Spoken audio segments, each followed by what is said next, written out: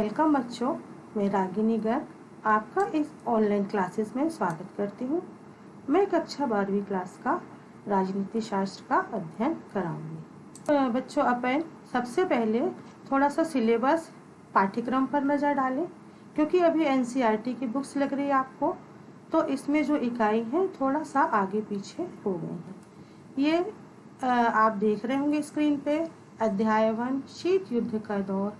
ये अभी इकाई 1 है, और अगर आपके पास पुरानी पुस्तक है तो ये इकाई 6 का लास्ट चैप्टर है। तो थोड़ा सा अगर आपके पास पुरानी पुस्तक है तो आप कंफ्यूज ना हो, उसमें इकाई 6 में शीत युद्ध का दौर आपको मिल जाएगा। ये आप स्क्रीन पे जो पिक्चर देख रहे हैं शीत युद्ध, थोड़ा सा परिचय में देना चाहूंगी आपको कि शीत युद्ध है क्या। बच्चों, युद्ध से तो आपको पता है, युद्ध का मतलब होता है लड़ाई, और शीत का मतलब होता है ठंडा। तो ये एक ठंडा युद्ध था, इसको इंग्लिश में कोल्ड वार भी कहते हैं। इसमें किसी तरह की हत्या नहीं हुई, ना रक्तपात हुआ, और यह एक ऐसा युद्ध है जो शस्त्रों से न होकर मानव मस्तिष्क से किया गया। यह दो देशों के बीच में हुआ था, अमेरिका जो पूंजीवादी देश था और दूसरा सोवियत संघ जो समाजवादी था। ये दोनों देश अपने आप को शक्तिशाली और मजबूत बनाने के लिए ही ये युद्ध शुरू हुआ। अब अपन आगे बढ़ते हैं। शीत युद्ध का अर्थ। शीत युद्ध का आशय राष्ट्रों के मध्य तनाव से है, जिसमें प्रत्येक पक्ष ऐसी नीति अपनाता है जिसका उद्देश्य स्वयं को मजबूत करना और दूसरे पक्ष को कमजोर करना होता है। बस इसमें वास्तविक युद्ध का अभाव होता है।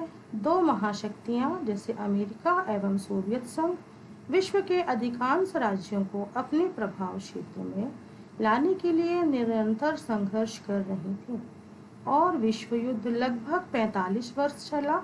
यह 1945 से लेकर 1990 तक चला। अब इससे संबंधित बच्चों कुछ अपन परिभाषाएं देख लेंगे।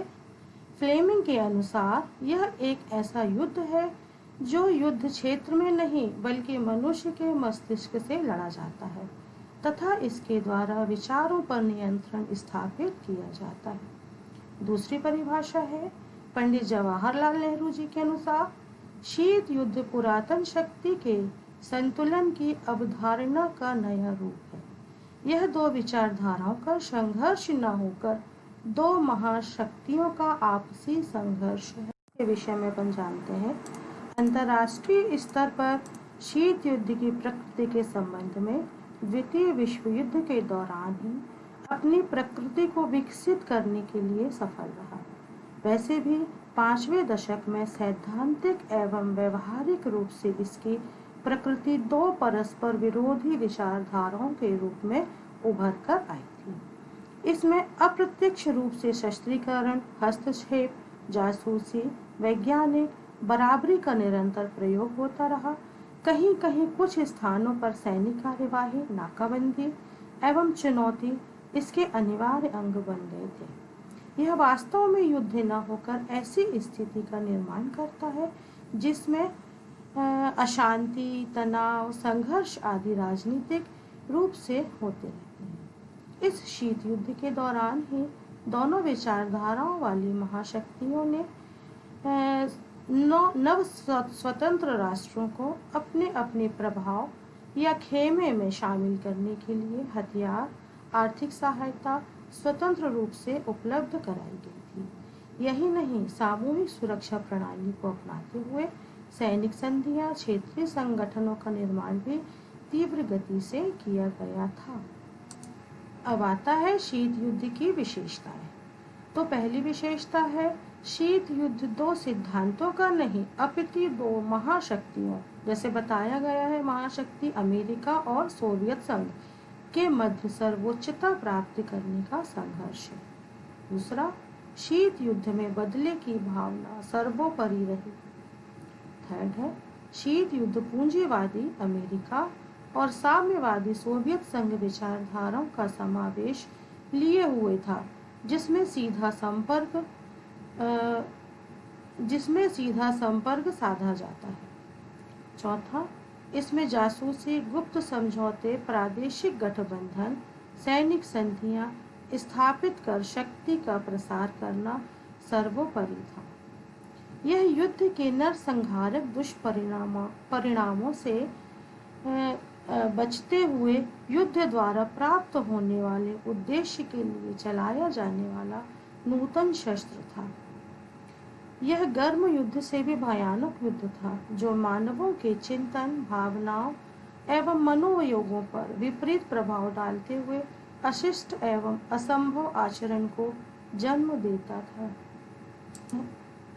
अब आगे बढ़ते हैं। शीत युद्ध के कारण। शीत युद्ध होने के दो कारण थे, पहला सामान्य कारण और दूसरा तात्कालिक कारण। सामान्य कारण में भी 4-5 प्रकार के कारण हैं, जिन्हें बताती हूँ। पहला, संघर्षों की अनिवार्यता। संघर्ष ही अंतर्राष्ट्रीय संबंधों को निर्धारित करने वाली प्रारंभिक इकाई है। संघर्ष स्थायी है, परंतु विवाद कभी कभी उत्पन्न होते हैं और उनका समाधान भी कर लिया जाता है। दूसरा कारण है विचारधाराओं का टकराव। अमेरिका और सोवियत संघ के मध्य वैचारिक मतभेद के कारण ही शीत युद्ध हुआ। तीसरा है पारस्परिक संदेह। शीत युद्ध को जन्म देने से सोवियत संघ और पश्चिमी राष्ट्रों के मध्य संदेह और अविश्वास की महत्वपूर्ण भूमिका थी, जो शीत युद्ध का मुख्य कारण था। चौथा है विजित प्रदेशों में नियंत्रण की इच्छा। जैसा कि अक्सर होता है, कुछ राष्ट्र अपने हित और स्वार्थ के कारण प्रतिद्वंदी राष्ट्र से लड़ते हैं, और जब वे जीत जाते हैं तब विजित प्रदेशों पर अपने अधिकार और प्रभुत्व को लेकर उनसे मतभेद उत्पन्न करते हैं। पांचवा है परस्पर विरोधी प्रचार।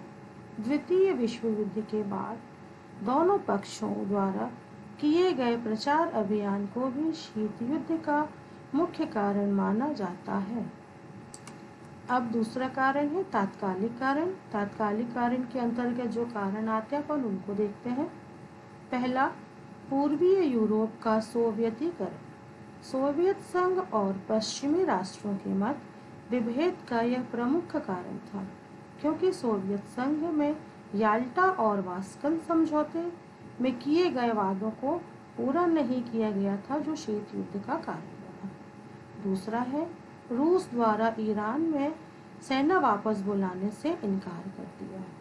जब 1942 में हुए एक समझौते के तहत जर्मनी के समर्पण के उपरांत मित्र राष्ट्रों को 6 माह के भीतर अपनी सेनाएं वापस बुलानी थी, किंतु ईरान ने अपनी सेनाएं वापस लेने से इनकार कर दिया, जो शीत युद्ध का प्रमुख कारण बना। तीसरा है पश्चिमी राष्ट्रों द्वारा सोवियत संघ को अपर्याप्त सहायता। युद्ध के दौरान सोवियत संघ का यह आरोप था कि पश्चिमी राष्ट्रों ने उसकी सहायता नहीं करी, जो शीत युद्ध का कारण बना। चौथा, अणु बम की जानकारी गोपनीय रखना। अमेरिका ने अणु बम की तकनीक को सोवियत संघ से गोपनीय रखा। सन 1945 में हिरोशिमा पर अमेरिका द्वारा अणु बम गिराए जाने की घटना को यह एक चेतावनी के रूप में देखता है, जो शीत युद्ध का कारण है। पांचवा, जर्मन के विरुद्ध द्वितीय मोर्चा खोलने में विलंब करना। द्वितीय विश्व युद्ध के दौरान जर्मन सेनाएं सोवियत भूमि पर काफी अंदर तक घुस गई थीं। ऐसी विलंबकारी चाल से सोवियत संघ में अमेरिका और ब्रिटेन के प्रति भय के भाव उत्पन्न हो गए थे, जो कि शीत युद्ध के प्रमुख कारण थे। अब अपन देखते हैं अंतर्राष्ट्रीय संबंधों पर शीत युद्ध का क्या प्रभाव पड़ा। तो पहला है द्विध्रुवीय विश्व राजनीति। संयुक्त राज्य अमेरिका एवं सोवियत संघ ने विश्व पर अपना वर्चस्व स्थापित करने की कोशिश की और दो खेमों की स्थापना की। यह निरंतर प्रयासरत रहे कि अधिक से अधिक देश अपने खेमे में समाहित कर ले और ज़्यादा शक्तिशाली बन जाए। दूसरा है शस्त्रों की होड़। युद्ध में शस्त्रों की होड़ थी। इस युद्ध में शस्त्रों की होड़ को जन्म दिया। अपना प्रभाव बनाने के लिए दोनों महाशक्तियों ने नित नए नए हथियारों का आविष्कार किया। तीसरा, सैनिक एवं प्रादेशिक संगठनों का दबाव। शीत युद्ध में राजनीति के चलते अनेक सैनिक एवं प्रादेशिक संगठनों का उदय हुआ। पश्चिमी गुट के द्वारा नाटो, सीटो और सैंटो की स्थापना की गई। गुट निरपेक्ष आंदोलन का अभ्युदय। शीत युद्ध विश्व में अनेक राष्ट्र ऐसे भी रहे जो दोनों गुटों में किसी भी गुट में शामिल नहीं होना चाहते थे। उन्हें हाल ही में स्वतंत्रता प्राप्त हुई थी और वे गुट निरपेक्षता की नीति का अनुसरण करते रहे। पांचवा, विश्व में राजनीतिक अस्थिरता को बढ़ावा देना। शीत युद्ध में विश्व में राजनीतिक अस्थिरता को बढ़ावा दिया। विश्व के अनेक भागों में अपने राजनीतिक एवं आर्थिक स्वार्थों के चलते महाशक्तियों ने प्रत्यक्ष व अप्रत्यक्ष हस्तक्षेप कर वहां की मौजूदा सरकार को बदलने का सफल एवं असफल प्रयास किया। शीत युद्ध लगभग 45 वर्ष चला और इसके बताते हैं कि ये कम से कम 7-8 चरणों में शीत युद्ध हुआ। तो शीत युद्ध का ये विकास है। पहला चरण सन 1945 से लेकर 1949 तक रहा। शीत युद्ध का दूसरा चरण सन 1950 से 1953 तक रहा। शीत युद्ध का तीसरा चरण सन 1953 से 1958 तक। चौथा चरण सन 1959 से 1962 तक।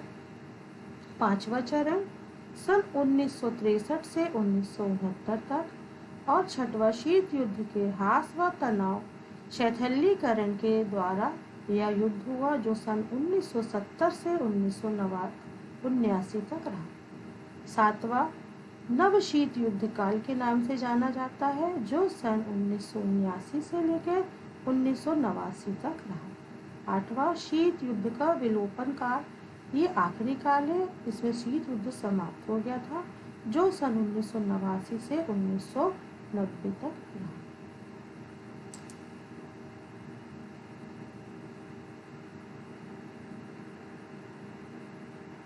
समस्या हो आप प्लीज कमेंट बॉक्स में उसको डालें।